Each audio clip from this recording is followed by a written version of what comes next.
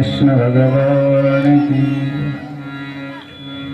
दक्षाला पद मिळालं आणि मग सगळ्या देवी देवतांना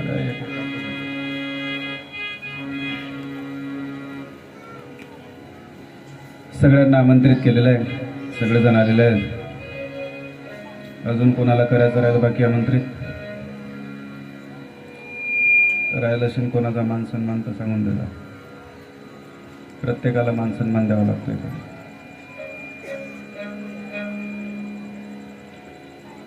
सगळेजण आलेत. सगळ्यात सभेच्या शेवटी दक्ष आला.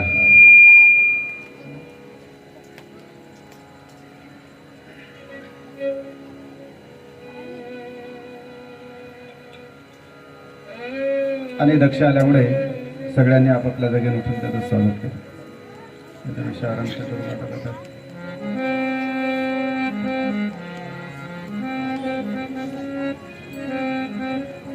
चला अडचण नको देऊ का.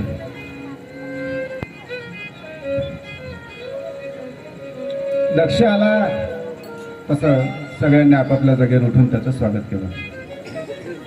प्रत्येकाने फक्त तिघजण कोपऱ्यात बसलेले होते ते तिघजण नाही उठले. सगळ्यांनी स्वागत केलं. दक्ष आला आणि दक्षाने सगळ्यांकडे पाहिलं आपलं स्वागत कोण कोण करून राहिलं. कोपऱ्यात नजर गेली तर लक्षात आलं की तिघजण बसलेले होते जे उठले नाही. काय असतं दुष्ट माणसाचा स्वभाव असा असतो. आपल्याला लोक चांगलं किती म्हणतात त्याच्याकडे त्याचं लक्ष नसतं. आपल्याला वाईट म्हणणारं कोण आहे, नावं ठेवणारं कोण आहे याच्याकडे फार लक्ष असतं. आणि म्हणून सगळेजण उठले त्याचा आनंद नाही, पण तिघजण का नाही उठले कोपऱ्यात बसलेले त्याचं थोडं दुःख वाटलं त्याला. आणि आल्या आल्या माईक हातात घेतला आणि भाषणाला सुरुवात केली. श्रूयताम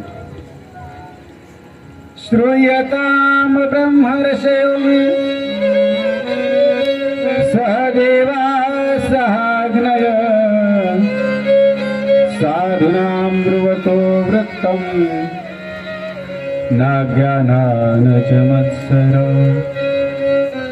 ऐका म्हणजे सगळं या ठिकाणी मी जे बोलणार आहे ते अज्ञानाने नाही,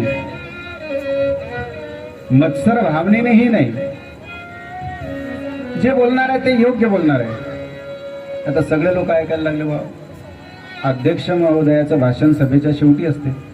यांनी आल्या आल्या माईक हातात घेतला म्हणजे काहीतरी विशेष सूचना देत असते.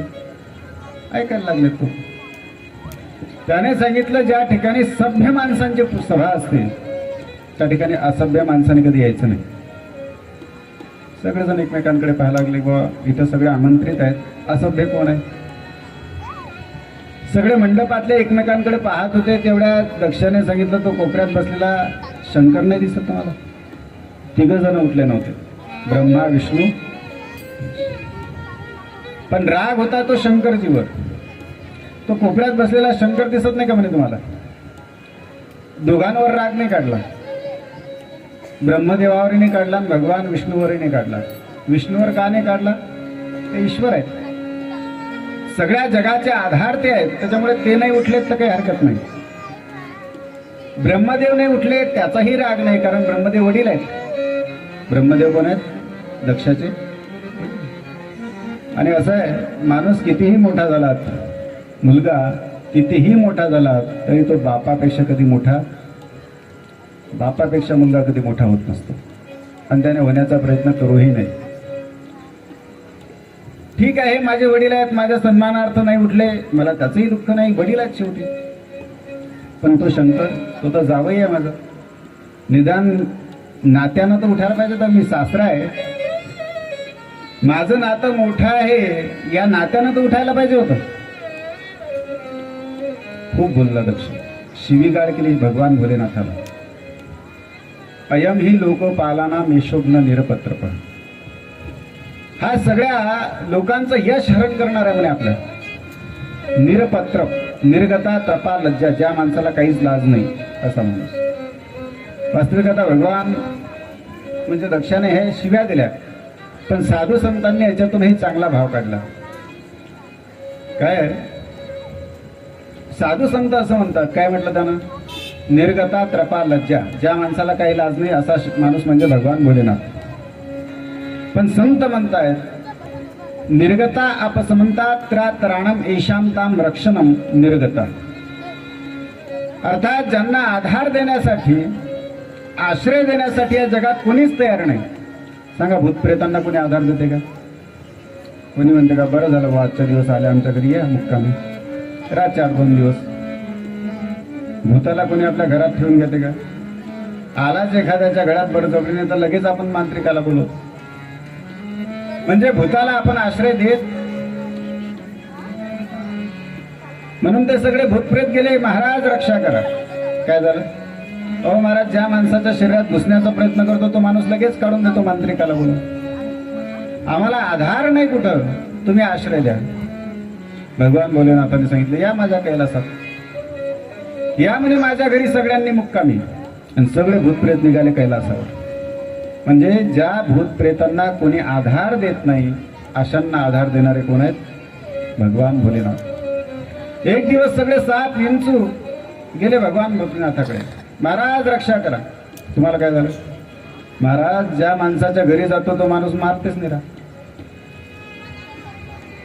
साप घरामध्ये दिसला की आपण ठेवतो ना त्याला, किंवा राय मस्तपैकी 4-5 दिवस राय आमच्या घरी. असंच करतो की नाही आपण? साप दिसला की साप दिसता क्षणी आपण त्याला मारून टाकतो. सगळे साप गेले, सगळे विंचू गेले. महाराज, आम्हाला कोणी आश्रय देत नाही, आधार देत नाही. मग भगवान भोलेनाथाने सांगितलं, तुम्हाला जर कोणीच आधार देत नसेल तर या माझ्याकडे, या माझ्या घरी. आणि सगळे साप विंचू भगवान भोलेनाथाकडे. भगवान भोलेनाथांनी त्यांचाच शृंगार केला आणि त्यांना आपलंसं करून घेतलं. त्याला म्हणतात निरपत्र. ज्यांना कोणीच आधार देत नाही त्याला आधार देणारे भगवान भोलेनाथ आधार दिला. आता वास्तविक हा संतांनी काढलेला भाव आहे, पण दक्षाने मात्र शिवी दिली. भगवान भोलेनाथांनी ऐकून घेतले. नंदीने केलं जरासं मागं पुढे, म्हणे भगवान भोलेनाथ, हा तुमचा अपमान करायला मी जरा याचा लावतो जरासं बजेट. नाही म्हणे, शांत बस. नंदीला शांत बसवलं. शेवटी इथपर्यंत गेलं की दक्षाने भगवान भोलेनाथांना शापच देऊन टाकला की आजपासून या शंकराला कुठल्याच यज्ञामध्ये भाग दिला जाणार. मग मात्र नंदीकडनं नाही रावला गेलं. नंदी असं म्हणतो, ज्या ठिकाणी भगवान शिवजीची आणि ज्या ठिकाणी भगवान विष्णूची निंदा होते त्या ठिकाणी माणसाने राहू नये. एक तर आपल्या कानात तरी बोट घालावेत, एक तर त्याला प्रतिउत्तर तरी दिलं पाहिजे.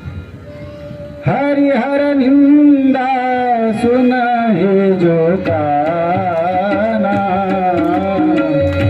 होय पाप गौरात समाना.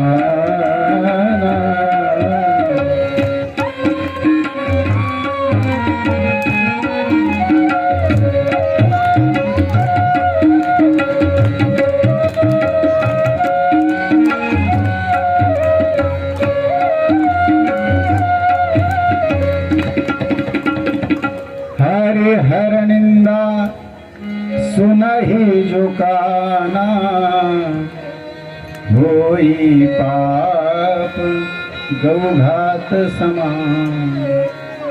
हरिहराची निंदा जे ऐकतील त्यांना गोहत्येचं पातक लागते. करणाऱ्याला लागत असेल ते वेगळं, पण जे ऐकतात त्यांना सुद्धा गोहत्येचं पातक लागतं. नंदीकडनं नाही रावला गेलं. उठून उभे राहिले आणि सांगितलं, ए दक्षा, मगापासून आमचे भोलेनाथ शांत आहे, याचा अर्थ तू गैरफायदा घेतो काय? वाटेल ते बोलून राहिला आणि शेवटी शाप सुद्धा दिला आमच्या भगवान भोलेनाथांना. मी सुद्धा तुला शाप देतो का? जा, तुला बोकड्याचं शिर लागेल. मगापासून बळबळ करू राहिला ना, बोकड्याचं शिर लागेल म्हणजे. आता त्या भृगु ऋषी, याच्याकडून दक्षाकडून भृगु ऋषी होते, ते उठून उभे राहिले आणि त्यांनी सांगितलं, ए नंदी, जावयाचं आणि सासऱ्याचं भांडण चालू होतं, तू कशाला बोलला मला? तुझं काय बोलण्याचं काम होतं? त्यांनी आपसात पाहून घेतलं असतं काय करायचं ते. आणि तू आमच्या दक्षाला शाप देतोस, मी सुद्धा शाप देतो. आजपासून भगवान भोलेनाथाचे सगळे गण पाखंडी होते. आला सगळ्यांना राग.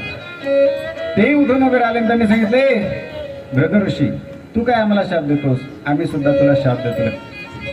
आजपासून तुझ्यासारखे ब्राह्मण साटुकार होतील म्हणे. भगवान भोलेनाथाने विचार केला, हे भगवान, त्या ठिकाणी स्वागत समारोह चालू आहे की शाप समारोह? स्वागत समारंभ आहे की शाप समारंभ? सगळेजण एकमेकांना नुसते शापच देऊन राहिले. भगवान भोलेनाथांनी सगळ्यांना शांत केलं आणि निघून गेले.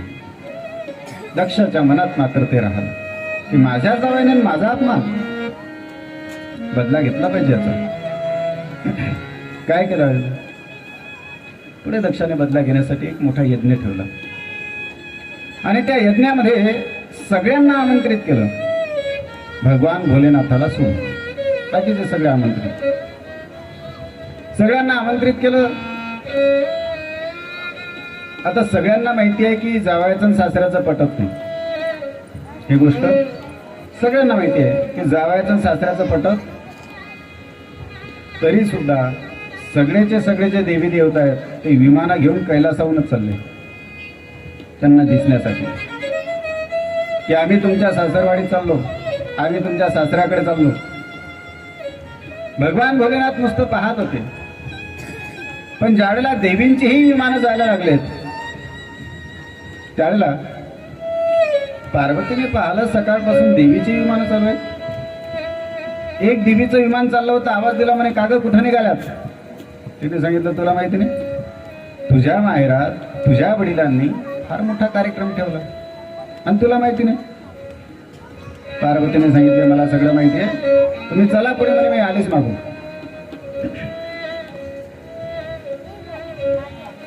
आणि म्हणून पार्वतीने विचार केला, आपल्या माहेरात आपल्या वडिलांनी कार्यक्रम ठेवला आणि आपल्याला आमंत्रण नाही, आपल्याला पत्रिका नाही, असं तर काही होऊ शकत नाही.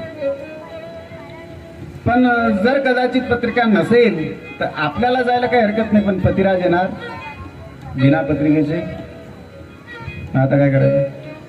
म्हणून आली पार्वती आणि भगवान भोलेनाथाचे पाय दाबायला सुरुवात केली. जसे पाय चेपायला सुरुवात केली, भगवान भोलेनाथांनी डोळे उघडले आणि पाहिलं पार्वतीकडे. पार्वती सेवा करून राहिली. तास झाला, 2 तास झाला, 3 तास होत आले. भगवान भोलेनाथांनी सांगितलं, पार्वती आज जरा जास्तच सेवा झालं, रोज तर चहा मी करून देतो तुला, आज 3 तास झाले पाय चेपणं चालू आहे, काय गडबड आहे? पार्वतीने सांगितलं, काही नाही म्हणे, मी तुमची पत्नी आहे आणि पतीची सेवा करणे हा माझा धर्म आहे, म्हणून सेवा करून राहिली म्हणे. नाही पण आज जरा जास्त सेवा चालू आहे. त्यावेळेला मग पार्वती मातेचे शब्द आहेत. पार्वती माता असं बोलते, राग मारू बिहार. पार्वती माता असं म्हणते, प्रजापतीस्ते श्वशुरस्य सांप्रतम् निर्यापितो यज्ञमहोत्सव किल वयं च तत्राभिसरामवान्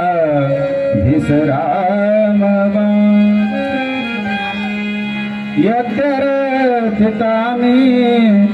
विबुधा व्रजन्ति प्रजापतिस्ते श्वशुरस्य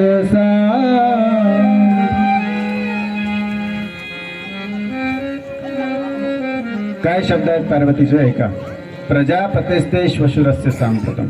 बघा, महिला मंडळी ज्यावेळेला माहेराच्या बाबतीत बोलतात की नाही, त्यावेळेला इतकं वर्णन करतात माहेरचं, बापरे मुंबई तुला माहित नाही आमचं माहेर, बापरे हे असं मंडप असतं का, खाली भरलेला असते कथेसाठी, खूप लोक असतात, खूप लोक असतात. आमच्या माहेरा तुला माहिती नाही, मग इतकी मोठी पंगत बसते, वाढणारच कोण नसते, पंगतलं गावभर बसलेली आहे. माझं माहेर खूप करतात बाहेर. काय झालं, एका ठिकाणी कथा चालू होती, त्या कथेत एक कुत्रा आलं, असं झाबरं कुत्रं, सगळं माशा त्याच्या अंगावर घोंघोंग करत होत्या. ते सगळ्या मंडपात फिरत होते. पण त्या कुत्र्याला हाळ कोणी म्हणत नव्हतं. मंडपात फिरलं, सगळ्या लोकांचं लक्ष कथेकडे न जाता त्या कुत्र्याकडेच जात होतं. बऱ्याच वेळापासून मी पाहत होतो की ते कुत्रं फिरून राहिलं आणि लोकांचं लक्ष कथेकडे नाही, त्या कुत्र्याकडेच आहे. सगळे त्या कुत्र्यालाच पाहून राहिले. कोणी त्याला हाळही म्हणायला तयार नाही. शेवटी ते कुत्रं स्टेजवर आलं. स्टेजवर आल्यानंतर मग ते आमच्या कलाकारांकडे गेलं. कलाकारांच्या जवळ जाऊनही ते एकदम जवळ गेलं, पण तरी कोणीच काही म्हणत नव्हतं. मग ते माझ्यापर्यंत यायला लागलं. सगळ्या लोकांचं लक्ष कुत्र्याकडे.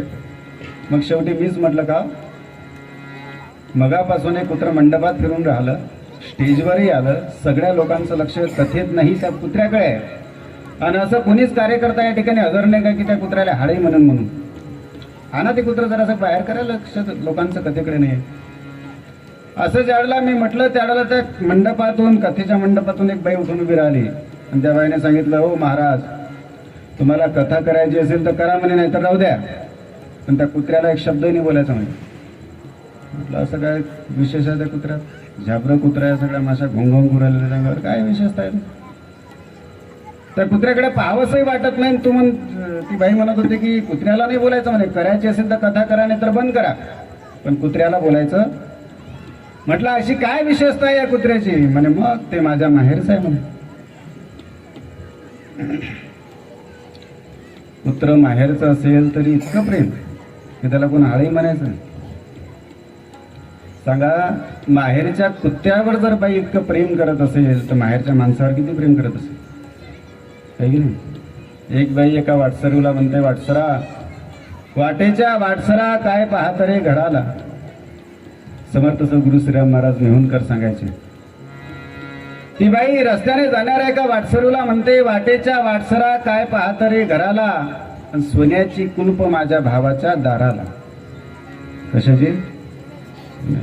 आता लोखंडाची नाही, लावायची गरजच नाही, कारण चोरही त्या घरी चोरी करायला जात, त्याला माहिती त्याच्या घरात काहीच नाही.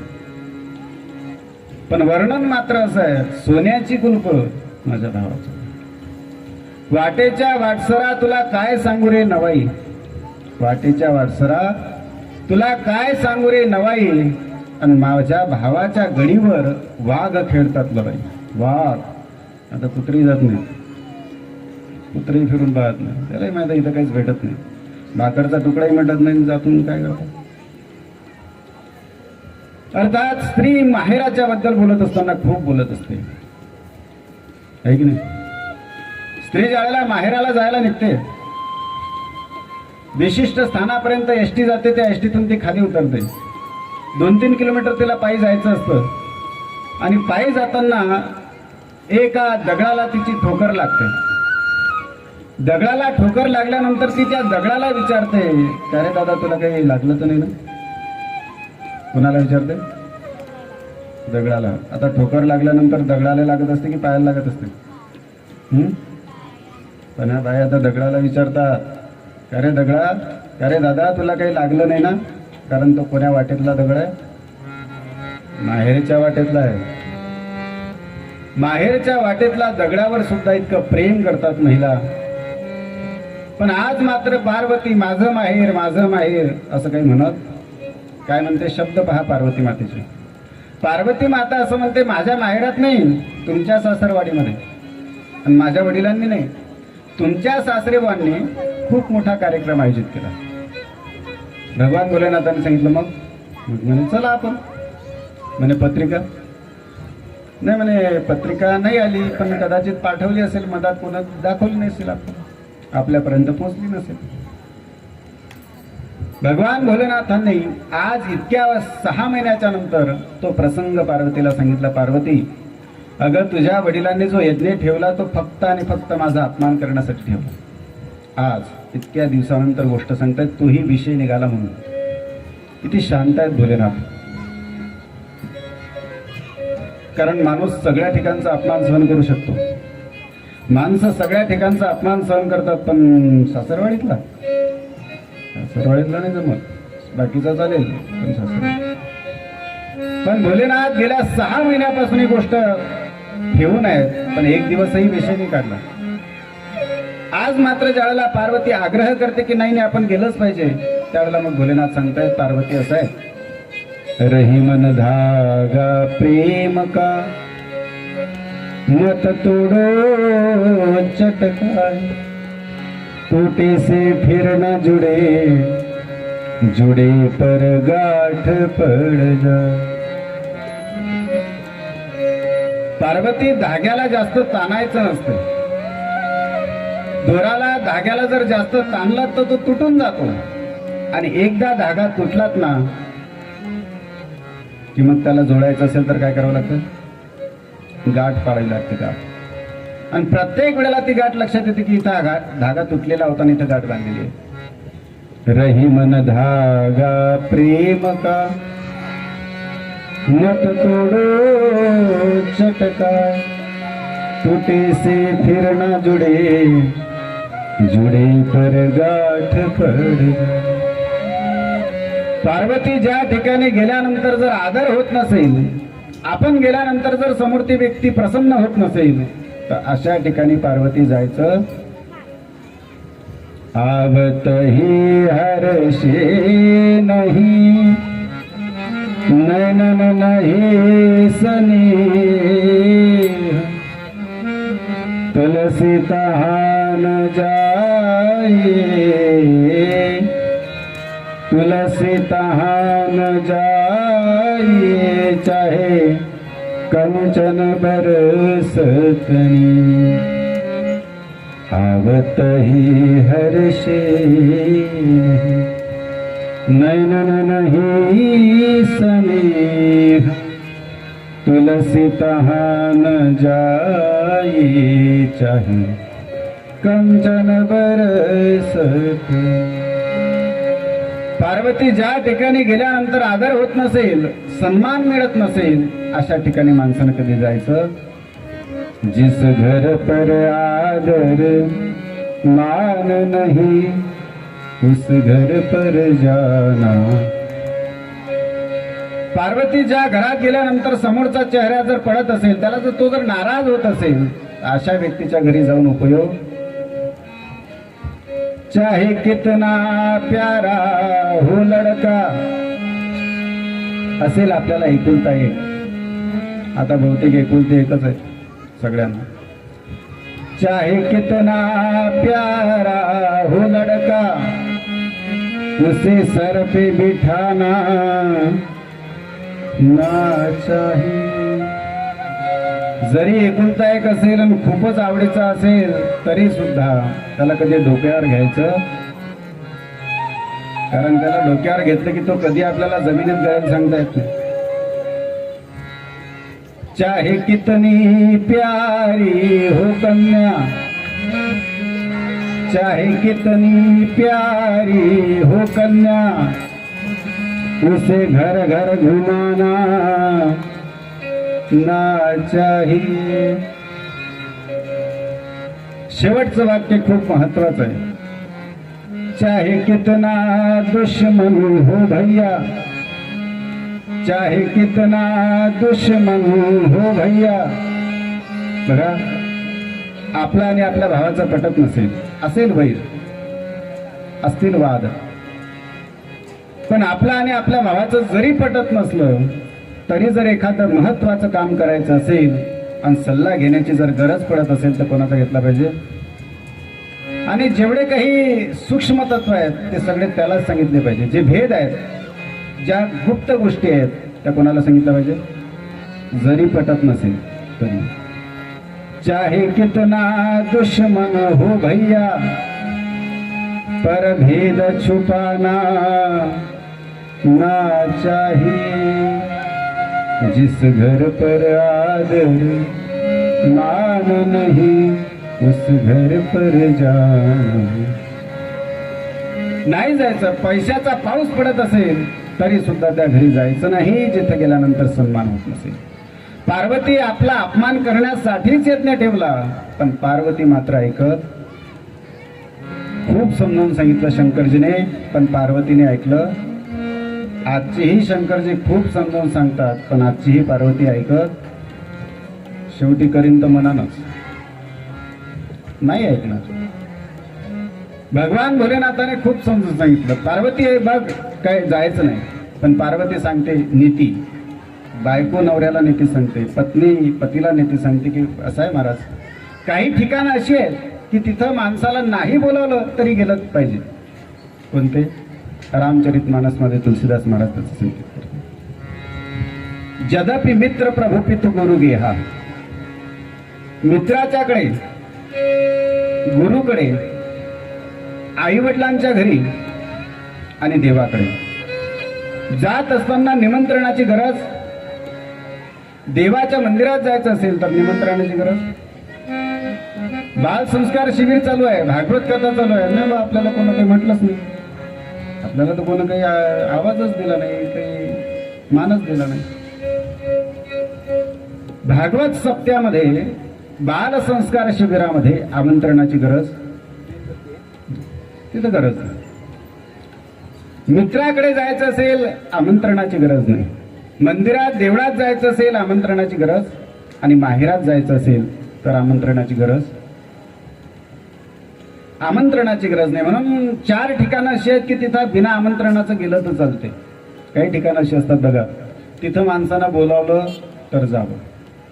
काही ठिकाणी अशी असतात बोलावल्यानंतर सुद्धा जायचं, आणि काही ठिकाणं अशी असतात की न बोलावता सुद्धा तिथं गेलं पाहिजे. बालसंस्कार शिबिर चालू आहे, भागवत कथा चालू आहे, तिथं बोलवण्याची गरज, वाट पाहू नका की आपल्याला कोणा म्हटलंच नाही बघ, बिना आमंत्रणाचं आपण इथं आलं पाहिजे, कारण इथं गरज नाही आमंत्रणाची. सोयऱ्याधाऱ्यांकडे जायचं असेल तर पत्रिका असेल तरच गेलं पाहिजे. सोयऱ्याधाऱ्यांकडे जर जायचं असेल तर पत्रिका पाहिली पाहिजे पहिल्यांदा, मग गेलं पाहिजे. बिना पत्रिकेचं सोयऱ्याधाऱ्यांकडे जायचं. आणि काही ठिकाणी कितीही आग्रह केला तरीही जायचं. या रात्री 9 वाजता भेटू आपण 5 स्टार मध्ये, आहे तिथं सगळी व्यवस्था, सगळीच व्यवस्था, या तिथं. असं कोणी कितीही आग्रह केला आणि रुपया लागत नाही तुम्हाला, मस्तपैकी या, सगळं जे लागेल ते भेटेल. खिशातून रुपया खर्च करण्याची गरज नाही. या कितीही आग्रह केला तरी अशा ठिकाणी माणसाने जायचं नाही. तहा गई कल्याण न हो, अशा ठिकाणी जाऊन माणसाचं कल्याण होत नाही, आणि म्हणून पार्वती जाऊ नये. पार्वती मात्र शिवजीला नीती सांगते की प्रभू, होऊ शकते डाक मिक्स झाले असेल, विस्मरण झालं असेल, कधी कधी असं घडतं. लग्न प्रसंगामध्ये अत्यंत जवळचे पाहुणे सुटून जातात, लक्षच राहत नाही. होऊ शकते माझ्या वडिलांनी पत्रिका पाठवली असेल पण आपल्यापर्यंत ती पोहोचली नसेल. शिवजीच्या लक्षात आलं की पार्वतीचा आग्रह जास्त आहे. शिवजीने सांगितलं, पार्वती मी तर काही येणार नाही, तुला जायचं असेल तर तू जाऊ शकते. पार्वतीने सांगितलं, मग म्हणे ठीक आहे महाराज, मला जात नाही तर मी जाते. वडिलांना विचारते की तुम्ही आम्हाला पत्रिका का नाही पाठवलीत, आणि मग तुम्हाला सुद्धा आदरपूर्वक बोलवून घेतो. शिवजीने सांगितलं ठीक आहे, होणी जर होणारच असेल, आपल्या कितीही प्रयत्न करून जर ती टाळता येत नसेल तर त्याला कोण काय करणार. होईये सो जो राम रची राखा, सो कर तरस वढावई शाखा. जे होणार आहे ते जर निश्चितच असेल तर आता शिवजी म्हणतात मी ते थांबवणार नाही. पार्वती निघते. शिवजी मात्र डोळे बंद करतात आणि भगवान भोलेनाथाचं, भगवान रामप्रभूचं त्या ठिकाणी भजन करतायत. भजन करी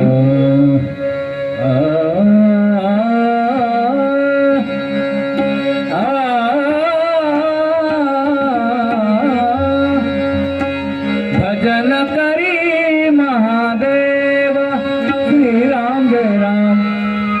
भजन करी महादेव श्रीराम जय राम.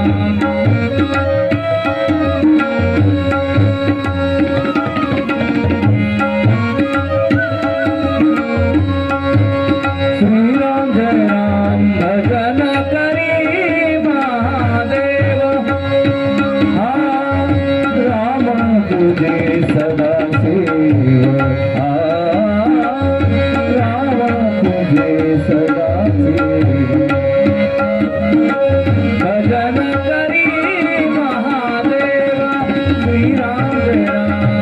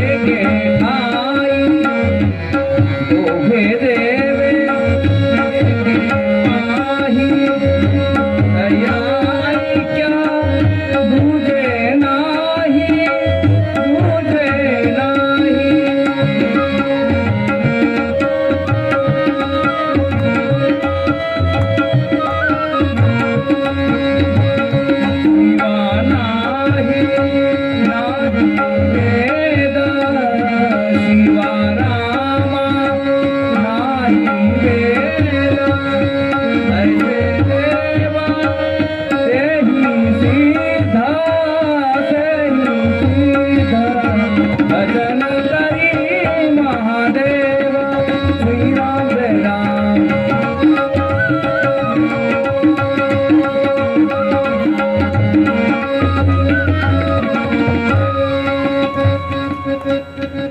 भगवान मात्र डोळे बंद करतायत भोलेनाथ आणि राम प्रभूचं भजन सुरुवात करतायत।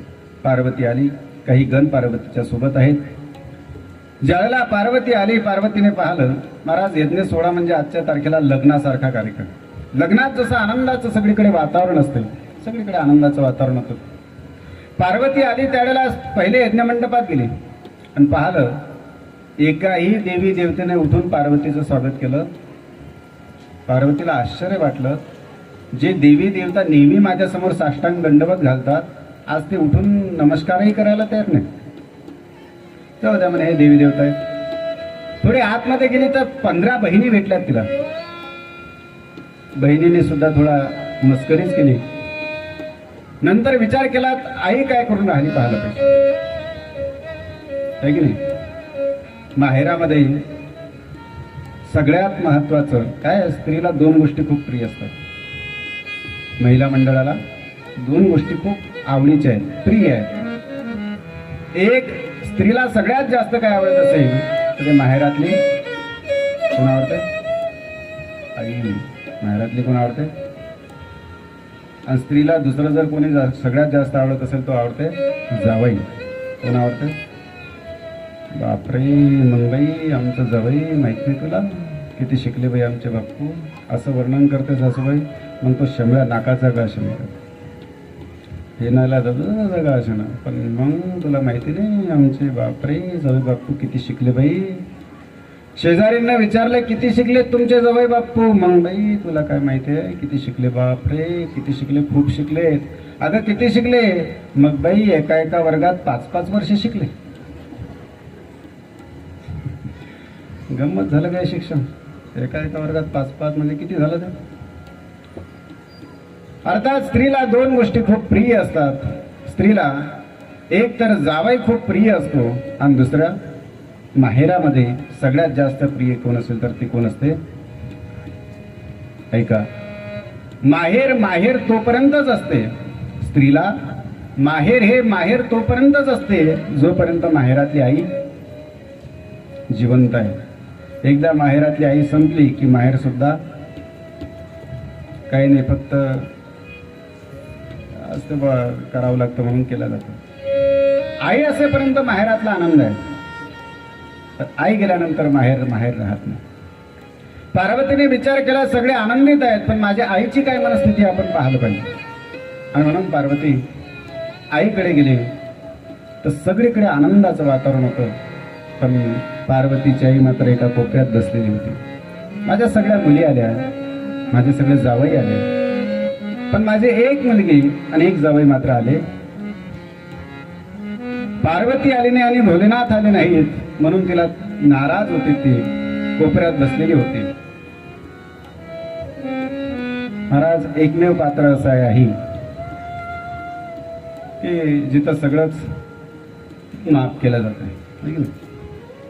हा देश श्रावणाचा होता की नाही। आनाया निर्मळ वारी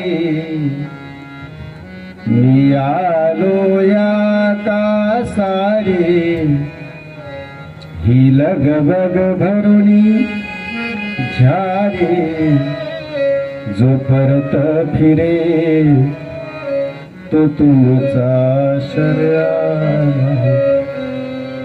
या हुरात ऋतुनी बसला, शर्याला तो धावून आला काळ, विव्हळला श्रावण बाळ।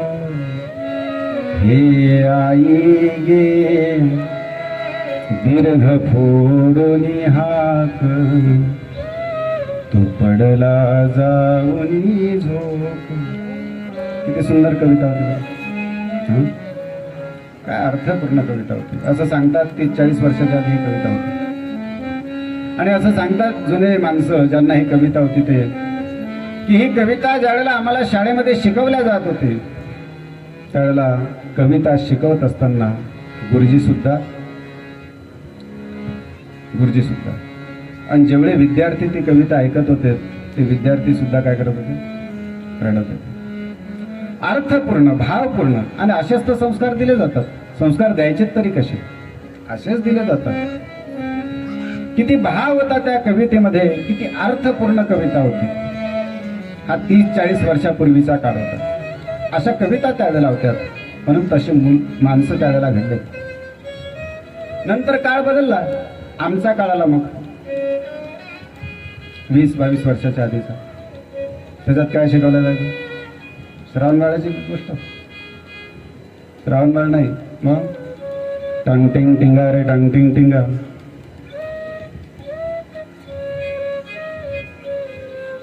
मारुतीच्या कविता आहे, त्याच्यात अर्थही काहीच नाही आणि बोधही.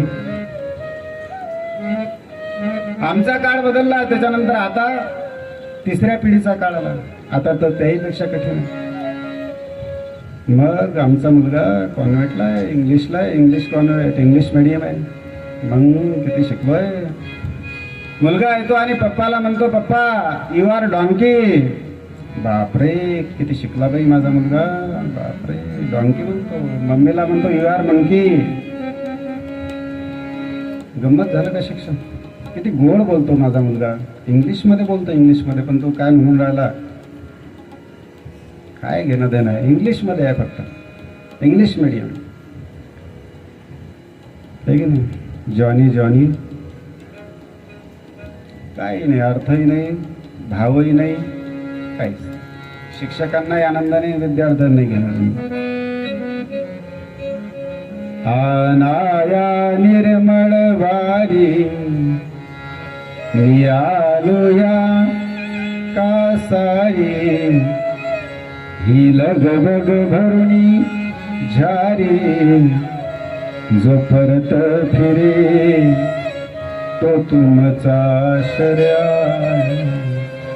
या उरात ऋतुनी बसला.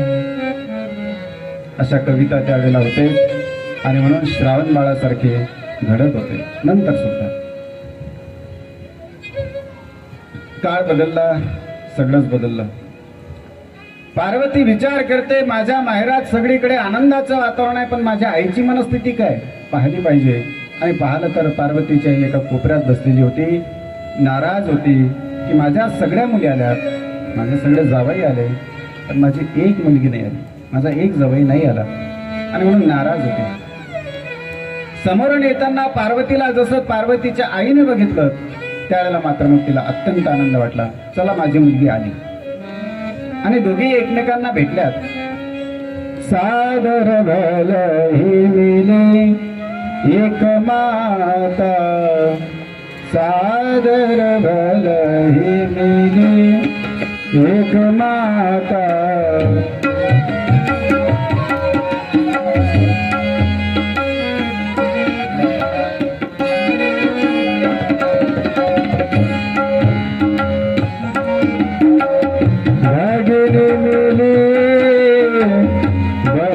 मुस्काता भगिनी मिली बहुत मुस्काता, सादर भलही मिली एक माता, सादर भलही मिली एक माता.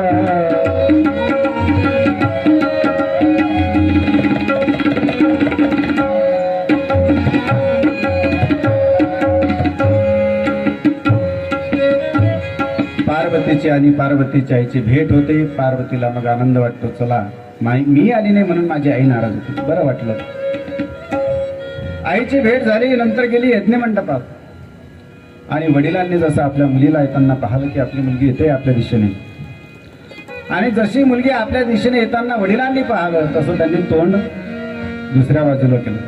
जसं माहेरच्या साडीत करते की, माहेरच्या साडीत पाहिलं की लक्ष्मी ज्यावेळेला येते त्यावेळेला तो तोंड तिकडे करते, तसं पार्वतीला येताना पाहिलं आणि तिच्या वडिलांनी चेहरा फिरवला, दुसऱ्या साईडला तोंड केलं. पार्वतीला असं वाटलं, मी आल्याचा आनंद तर नाहीच, पण उलट दुःख आहे माझ्या वडिलांना. चेहरा दुसऱ्या साईडला केला.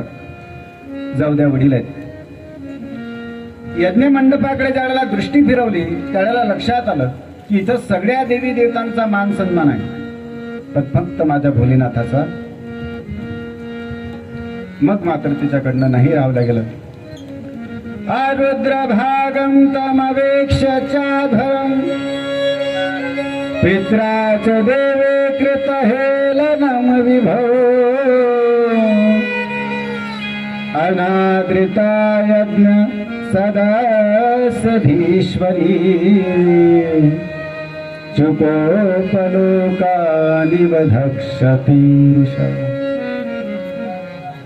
भगवान भोलेनाथाचा भाग पाहला नाही, अपमान वाटला आणि मग मात्र ती दक्षाकडे जाते आणि बाबाला म्हणते, बाबा बाबा तुम्ही कोणाचा अपमान केला? बाबा भगवान भोलेनाथांचा.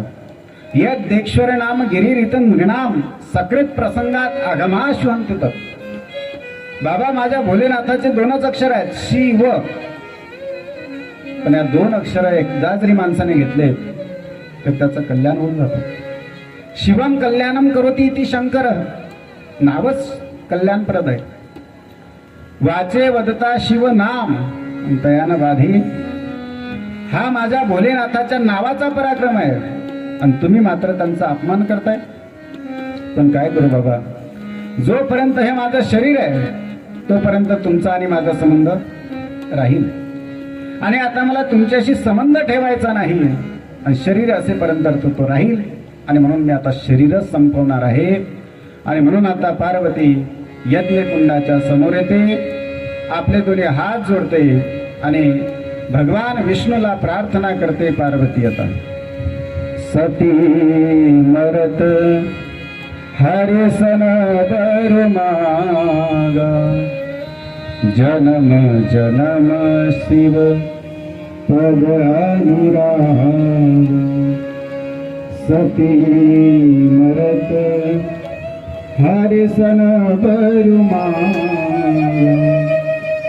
जन्म जन्म शिव पद अनुराग. ते कारण हिमगिरी गृह जाय जन्मी पार्वती तनुपाय. सती आता यज्ञकुंडाच्या जवळ जाते, आपले दोन्ही हात जोडते आणि विष्णू परमात्म्याला प्रार्थना करते, प्रभो जन्मोजन्मी शिवजीच मला पती म्हणून मिळावे. आता मी यज्ञकुंडात स्वहा होणार आहे, उडी घेणार आहे, पण जन्मोजन्मी पुढल्याही जन्मी भगवान भोलेनाथच मला पती मिळावेत अशी प्रार्थना करते आणि यज्ञकुंडात उडी घेते. पार्वतीचा देह तिथं जाळला जातो. अर्थात ही योगाग्नी क्रिया आहे जी एक सती करू शकते, एक तर एक साधू करू शकतो. आणि ही वार्ता नारदांच्या माध्यमातून भोलेनाथांना कळते. आतापर्यंत भोलेनाथ शांत होते कारण पार्वतीचा संबंध होता, पण आता पार्वतीच राहिली नाही तर दक्षाशी आपला संबंध सुद्धा राहिला. मग आपल्या जटेतून एक जटा उखाडली आणि त्याच्यातून एक दिव्य पुरुष बाहेर पडला. त्याला सांगितलं, भो वीरह ते भद्रम. हे वीरभद्र तुझं कल्याण असो. काय करायचं? दक्षंस यज्ञं जही. दक्षाला यज्ञासह भस्म करून टाक. आला तो. सगळ्या देवी देवता निघून गेलेत, ऋषीमुनीही निघून गेलेत आणि याचंही मुंडकं छाटून टाकलं. परत आले. मग सगळे देवी देवता गेले ब्रह्मदेवाकडे, महाराज रक्षा करा. काय झालं? म्हणे बा यज्ञात गेलो होतो भाग मिळवण्यासाठी. भाग तर मिळाला नाही, पण आमचाच भाग चालला गेला. कोणाची दाढी गेली, कोणाचे दात गेले, कोणाची टक्कल झाली, आमचाच भाग निघून गेला. यज्ञाचा तर भाग मिळाला नाही, दक्षिणा तर मिळालीच नाही, पण होतं नव्हतं तेही गेलं.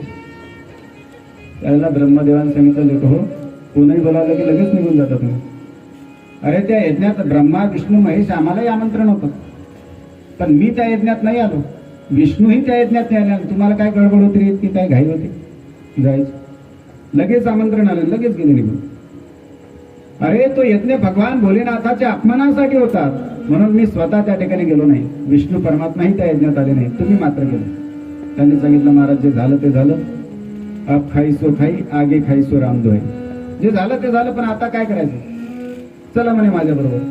ब्रह्मदेवाने सगळ्यांना घेतलं, आले भोलेनाथाकडे आणि सांगितलं. भोलेनाथ लगेच शांतही झाले.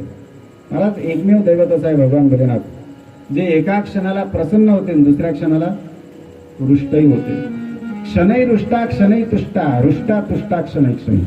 लगेच प्रसन्न होणारं दैवत आणि लगेच नाराज होणारं सुद्धा, असं भगवान भोलेनाथ आहेत. लगेच प्रसन्न झाले, स्वागत केलं ब्रह्मदेवाचं. सांगा काय, काही नाही म्हणे, तो यज्ञ पूर्ण करा. यज्ञ पूर्ण केला. त्यानंतर जी पार्वती यज्ञकुंडात उडी घेतली होती, तीच पुढच्या वेळेला पार्वतीच्या रूपाने, म्हणजे सतीने उडी घेतली आणि ती पार्वतीच्या रूपाने पुढे जन्माला आली, मोठी झाली, लग्नाला आली. आणि आता विष्णू परमात्मा भगवान भोलेनाथाकडे येत आहेत, म्हणतायत चला करा तयारी. कशाची? लग्नाची. हळद लावायची आहे तुम्हाला. भगवान भोलेनाथांनी सांगितलं, एकदा लावली होती, आता दुसऱ्यांदा लावण्याची इच्छा. कारण लग्न प्रसंगामध्ये काय लावत असतात, नरदेवाला काय लावतात, हळदच लावतात की नाही. काही इकडे शहरात वंदन लावतात. काय लावतात? हळदच लावतात. का लावत असतात हळद लग्नात? लग्नात हळद का लावल्या जाते? त्याच्यासाठी लावतात. तशी एरवी इतर वेळेला माणसाला हळद कधी लावतात? इतर वेळेला मार बसला की लावतात की नाही हळद? कोणता मार? चांगला जोराचा मार बसला की काय करतात मग? हळद लावतात. तसं नरदेवाला का लावतात मग? त्याला तर मार बसलेला नसतो. का लावतात? त्याला याच्यासाठी लावलं जातं की बाबू, इथून पुढे तुले रोजच मार बसणार आहे, आताच लावून घे. त्यावेळेला लावायला कोणी येणार?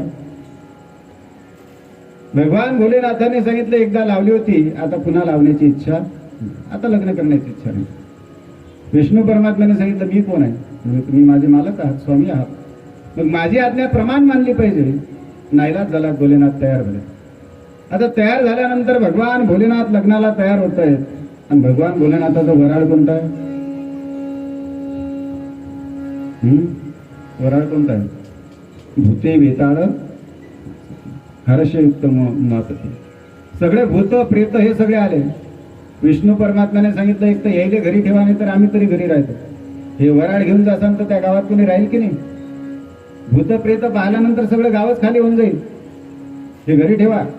भगवान भोलेनाथाने सांगितलं, तुम्ही लग्नाला या की नका येऊ, पण हे माझं वराड आहे, त्यांना मी सोबतच ठेवू. नाईलाज झाला. विष्णू परमात्म्याने सांगितलं, आम्ही पुढे चालतो, तुम्ही मागून घ्या. सगळं वराड घेतलं, भूत प्रेत सगळे, आणि सगळ्या वराडानेच आज भगवान शिवजीचा शृंगार केला. कसा शृंगार आहे ऐका.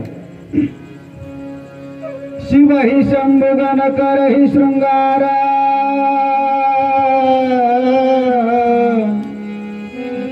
जटा मुकुट हि मोर सवारा,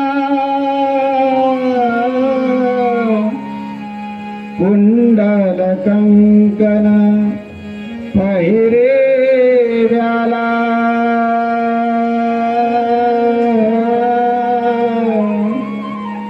तन विभूति पटके हरि छाला, राम सिया राम जय जय राम, राम सिया राम जय जय राम.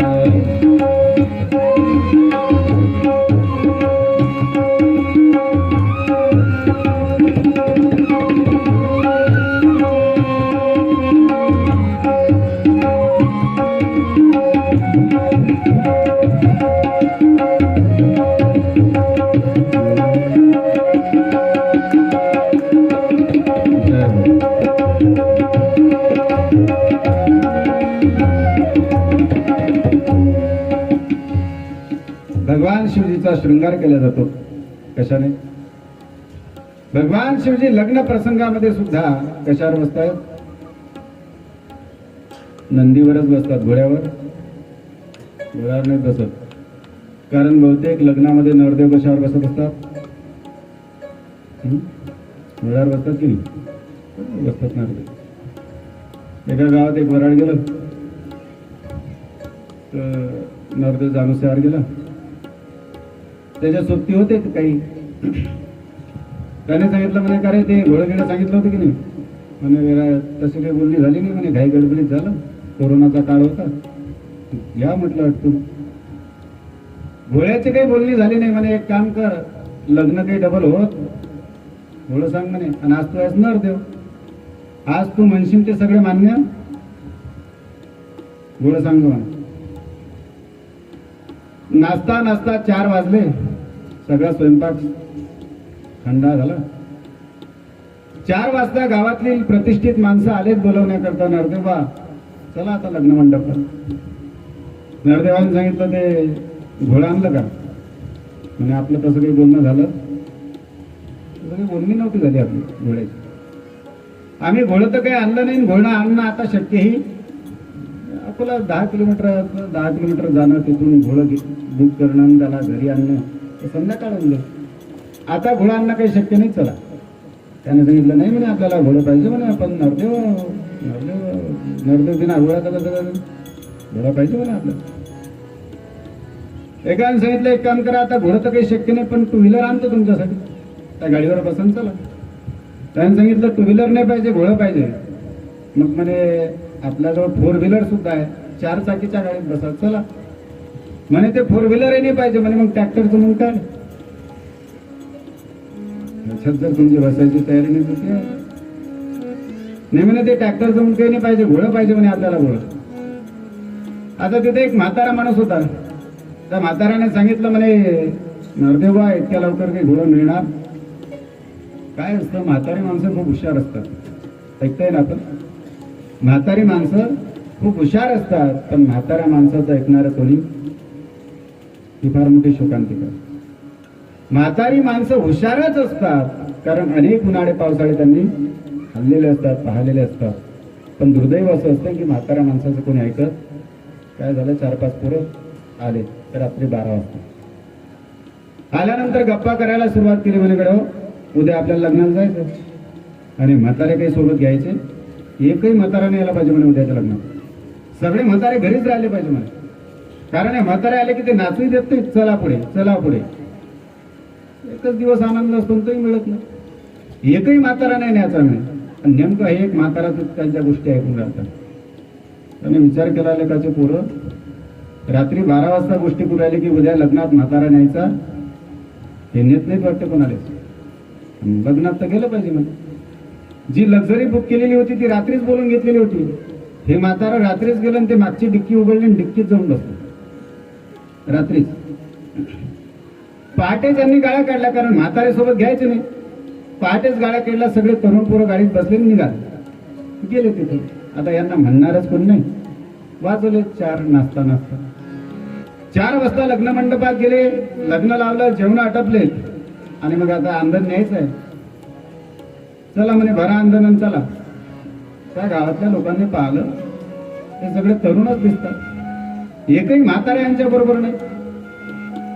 चला म्हणे जराशी घ्यायची मजा घेऊ, म्हणून त्यातल्या एका माणसाने सांगितलं म्हणे अंधन घेऊन राहिले म्हणे. हो बघा, मुलीच्या वडिलांना एकुलती एक मुलगी होती, आणि ती आता तुम्हाला दिली. त्यांच्याकडे 4 एकर शेती आहे, आणि त्यांचा संकल्प होता, मला एकुलती एक मुलगी आहे, मुलगा नाही, त्याच्यामुळे माझ्याकडे असलेली 4 एकर ही जमीन सुद्धा मी कोणाला देणार, मुलीला. मग हे जसं मंडपातून आंदण घेऊन चालले म्हणे तुम्ही, तसं ते 4 एकर शेती सुद्धा मुलीला आंदण म्हणून दिलेली आहे, ती घेऊन जा. त्याने सांगितलं घरी जातो, 4-8 दिवस होऊ द्या, 4 एकर इकडची काढून टाकू, इकडे मस्तपैकी अकोल्याच्या शेजारी घेऊन टाकू. त्यांनी सांगितलं तसं नाही, हे या वस्तू जशा आंदण म्हणून तुम्ही घेऊन चालल्यात, तसं ते 4 एकर सुद्धा इथून घेऊन जा. त्यांनी सांगितलं आबा तुमचं डोकं जागेवर आहे की नाही, अहो ते शेती कशी काय नेता येऊ, इकडची शेती उचला तिकडे घेऊन जा, असं तर काही घडत नाही म्हणे. वडिलांचा संकल्प आहे मुलीच्या की शेती ही सोबत घेऊन जायची आणि आंदण सोबत घेऊन जायची. आणि आता केवढे पंचायत आले गाडीजवळ येऊन सगळे डोकं खाजवायला लागले, विचार करायला लागले म्हणे कार्यक्रम आता कसं करतात, मोठी पंचायत झाली म्हणे. शेती कशी नेता येईल रे? शेती कशी काय नेता येईल? काय करायचं त्यांच्या गप्पा चालू होत्या आणि त्या म्हाताऱ्याने ऐकलं. ते डिक्कीतच बसलेलं होतं. त्यावेळेला म्हाताऱ्याने डिक्की वाजवली जोरानं. पोरांना वाटलं डिक्की वाजून राहिली काय आहे पाहून. डिक्की उघडून पाहिलं तर म्हाताऱ्याने झालं. म्हणे का आजोबा कधी आले? म्हणे रात्रीच बसलो. म्हणे तुमच्या गप्पा ऐकल्या आणि तुम्ही सांगितलं की म्हाताऱ्याने यायचा म्हणून रात्रीच जाऊन बसलो. म्हणे बरं झालं म्हणे आले राजा तुम्ही. मोठी समस्या अडचण आहे. काय? काही नाही म्हणे. हे माणसं म्हणतात गावातले की बा तुम्ही शेती घेऊन जा आणि आंदोलनही घेऊन जा. खरं सांगा म्हणे आजोबा, हे आंदोलन कसं काय नेता येईल? ते शेती कशी काय नेता येईल? आजोबांनी सांगितलं लेको रातभरापासून मी गाडीचा निदान चहा तर पाहिजे. जरासा चहा